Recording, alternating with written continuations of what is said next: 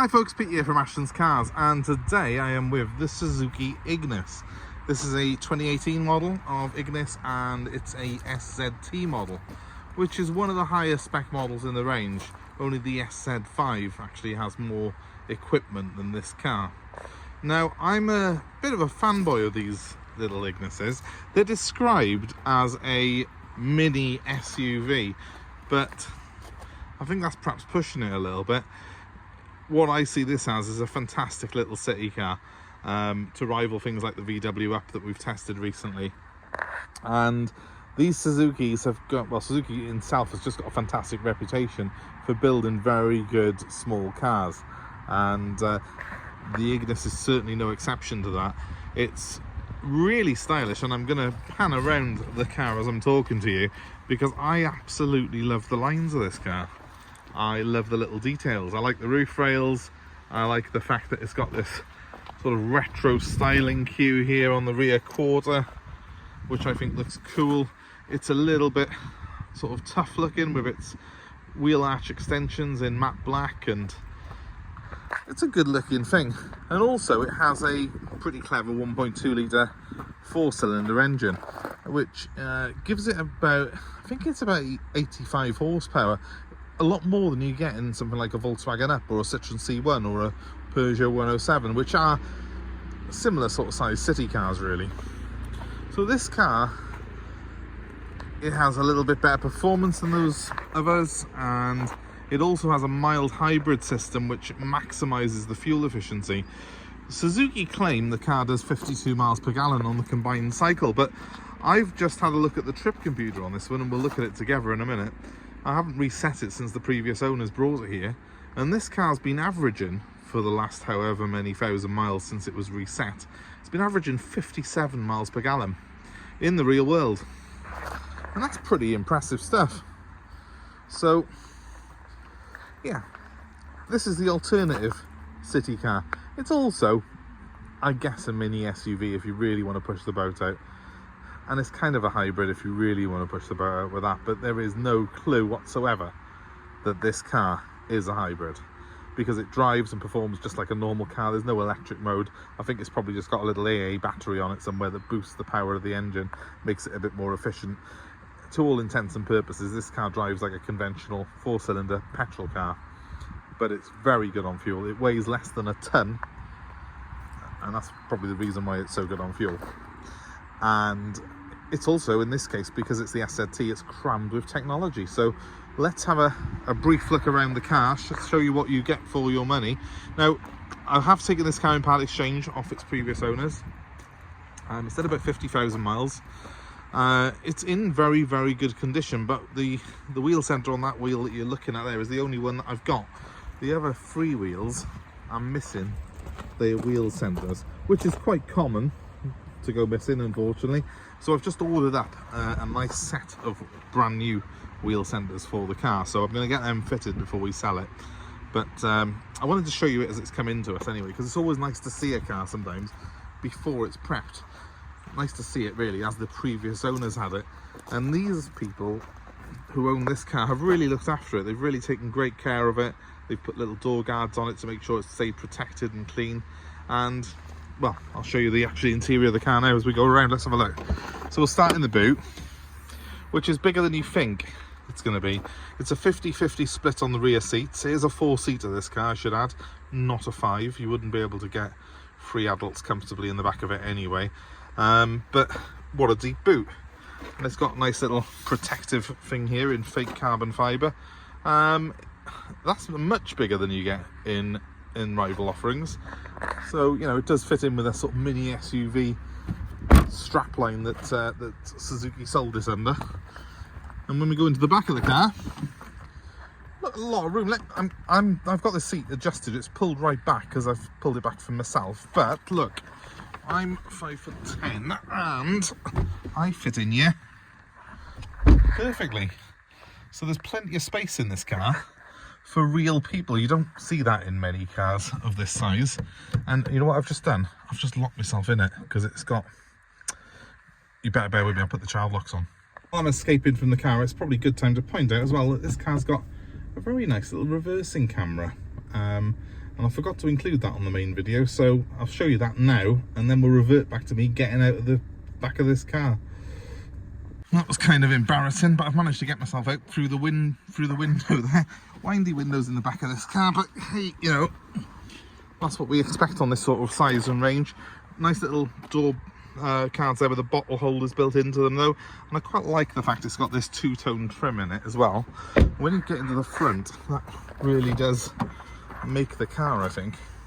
I'll get in quite quickly because it beeps at you with the key in the ignition, which is a bit annoying. So let's just jump in. And there is loads of space over here up front.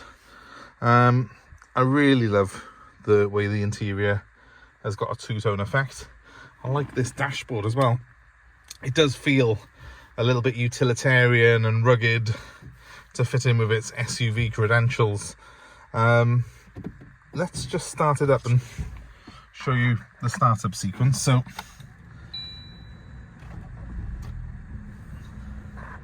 the main difference on this car compared to other small cars that you will be looking at in this range is this car's got a 4-cylinder engine, and that means it's much smoother than rivals. So I'll just give it a rev just to show you what I mean. No raspiness, just a nice smooth power band on it, and that for me is very appealing. Just show you that trip computer as well. If I press the info button on the steering wheel here, it comes up in that section there. Right, average 57 miles per gallon. That's fantastic, isn't it? Don't get that in many cars, not in the real world. We've also got some pretty simple basic heating controls here, but the aircon's blowing ice cold, and quite frankly that's what I'm interested in. We have got, seeing no guidance on this because I haven't agreed to the thing, but we have got guidance. Look, we have got a very good clear map there, which looks really good. When we press the home screen by here, we've got the stereo system, which we can put on quickly for you now. It's pretty simple and straightforward to use. You've got a volume switch by there on it, on the side, and we've also got our Bluetooth telephone, which we can stream music off and also take calls off. And I've got buttons on the steering wheel to operate all of that. So nice and simple and effective, but it's got it all on there really. It's got all the things that I want from a modern small car: air conditioning, sat nav, phone. It's all there and it's all within easy reach. It's got electric front windows and it's got electric mirrors as well, but as you saw, there are manual ones in the back, which I'm actually quite glad of today, because if they'd been electric because the ignition was off, I'd have just locked myself in the car. So that would have been a bit embarrassing, wouldn't it? I'd have to call someone out to come up to the yard because I'm on my own here. But the car itself, it's a great little thing. It's fun to drive. It's got a great view out. Bags of headroom in it because it's quite a high car as well. And yeah, because it's a little bit higher than your average super mini, it's nice and easy to get in and out of as well. So that might appeal to a lot of people. This is a very easy car to drive, and I would say it's a damn sight cooler than most super minis. So if you're looking for something in this sort of compact size and you want to be a little bit different, stand out from the crowd, then well, the Ignis is probably the car to do it with. And the great thing about Suzuki is it doesn't just look cool, they have got a really good reputation for reliability. So this is a car that I would say is a proper keeper if you're looking to have a nice car for the family as a second car, as something for the kids to learn to drive in, or just a reliable runabout for yourself that you want to keep and use every day. Because I would happily do big journeys in this car. It's got plenty of leg room, plenty of elbow room, it's comfortable to drive, and that 1.2 engine, it's over 80 horsepower in a car that weighs less than a ton. So this thing's pretty quick, 0 to 60 in 11 seconds, which is up there. So there you have it, guys. My personal favourite small car really at the moment, the Suzuki Ignis SZT. And I'd be interested to know or hear from any owners of these, any previous owners or current owners. How have you found the ownership experience of Suzuki? In the past, I've certainly found Suzuki to be a great manufacturer. So give me a comment below, let me know your thoughts, your opinions on this car. I'd be really eager to hear from you. And of course, give us a like, a share, and subscribe to our channel for more car buying advice and more cars that we have come our way like this one. and we will sort of show you and give you our honest appraisals of them. And of course, as always, this car is going to be prepped and put up for sale here at Ashton's Cars. So if you're interested in buying an Ignis, look no further, we have one available. Give us a call please on 07932 873 646. I will be happy to assist you in any way I can. We do take part exchange, and yes, we offer delivery anywhere in the UK. So that number one more time is 07932 873 646. But for now guys, thanks ever so much for watching. I hope it's been of interest to you, and please do comment below, because I'm quite intrigued by this little car myself. I might actually use it for a couple of days myself, just to sort of have a feel for it. It's the first one I've had in, and I've always admired them from afar when I'm on the motorway and stuff. So I'm very keen on it. Let me know though how you've got on with the ownership of it, if you've previously owned and run one of these. And oh, I almost forgot, with all the excitement of getting locked in, let me just confirm the mileage on it. 50,741 miles for those of you interested.